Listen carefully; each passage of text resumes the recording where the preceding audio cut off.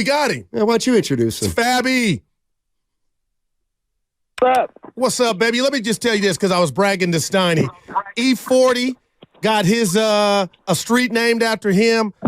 You're the mayor of the town, and today you were where? Tupac has a street in Oakland along with Too Short. Talk to us.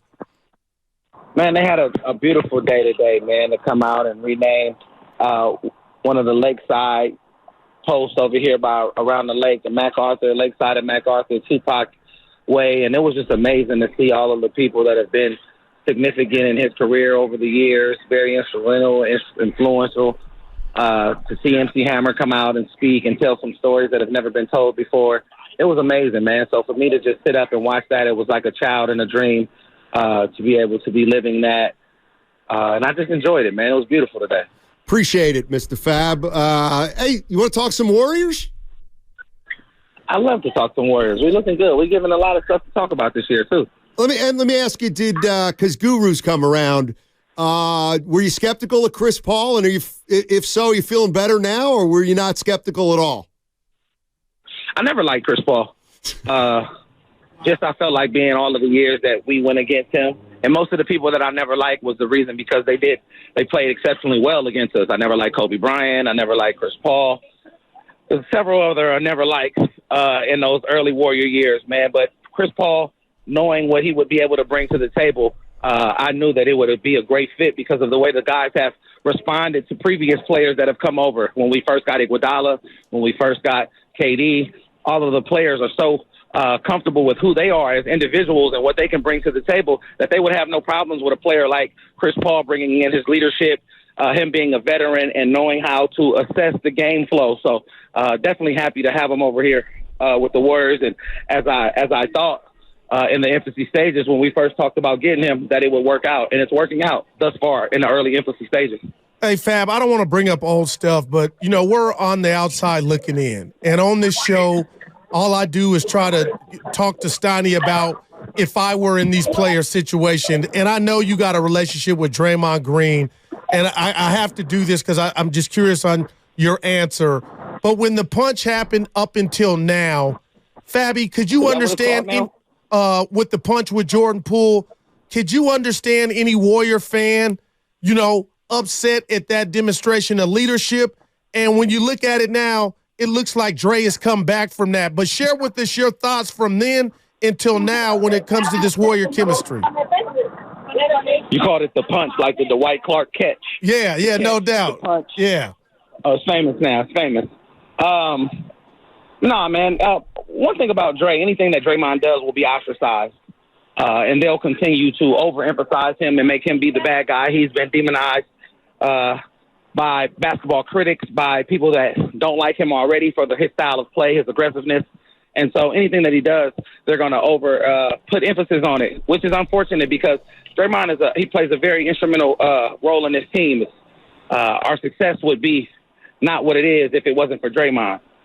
So him being able to have to walk on pins and needles last year, after the incident of him and the teammate having a fight, it kind of messed up the chemistry of the game. As he alluded to the other night, it was just it was a circus inside of that locker room. But now him being able to get back to playing basketball and worrying about competing for winning a championship and utilizing the remainder years of his career for a winning dynasty to secure that and that legacy, which is already secured, but to kind of like patent the stats a little bit. Unfortunately, man, I'm pretty sure that in all sports team, being a person who may have played sports,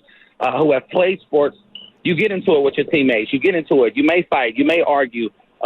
It's just we live in a social media age where an argument can result into being a video leak that changes the trajectory of your team.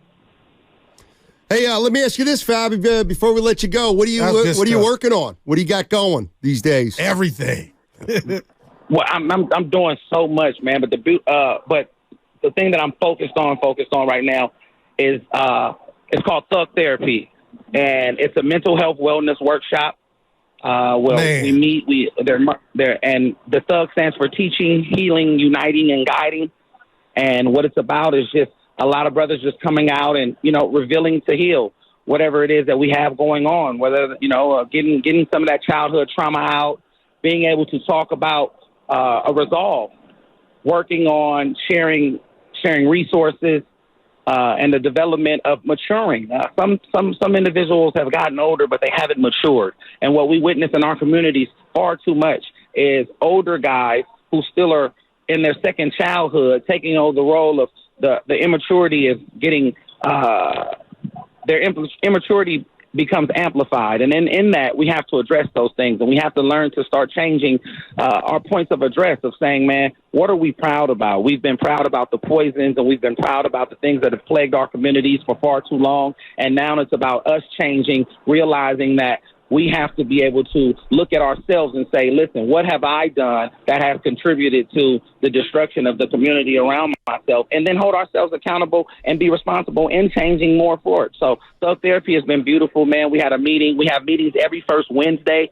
Couple hundred brothers came out, and I was just, I was excited about it. And then this Sunday, we have something very similar for the girls, and it's called Tea Time, teaching, empowering, and advancing. And as you know, being a girl dad, I play big on that of being, being my daughter's first love, but also being a person that she looks at as not only a safety spot, but a teacher, and having the ability to guide her correctly, and the courage and temerity to continue to prolong it, regardless of how old she is. She'll always be my daughter.